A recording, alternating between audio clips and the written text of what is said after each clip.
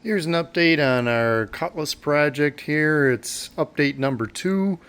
On number 1 video on our YouTube channel, we talked about having the fender repaired. There was a kind of a dimple dent, like a big car door ding in the fender. We got that fixed. And the paintless dent removal, the guy did an outstanding job.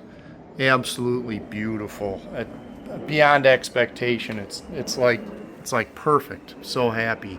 So if you look at the other video, you can see it was quite a dimple, and just wonderful job this guy did. It's one of those things. The car's been around for a long time, sitting, and you know, it got that mystery dent, and you just get heartbroken with the paint job my friend had done for me on this car at one time. He's since passed away and all that, so it hurt. So that's out of the way, and it's looking good. We're going to the trim shop. Actually gonna haul it away tonight and drop it off at the trim shop, put it up in the car trailer, and it's gonna get a top.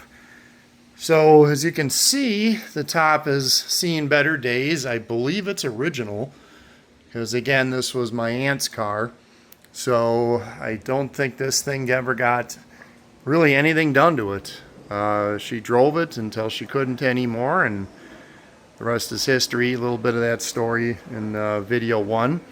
And at the trim shop, they're working on the back seat that had gotten the mouse hole right in the middle. But just an update of where we're going, and get it back from the trim shop. We'll be sharing that with you, and we'll be continuing on this project. Thanks for watching, and we'll catch you on the next video.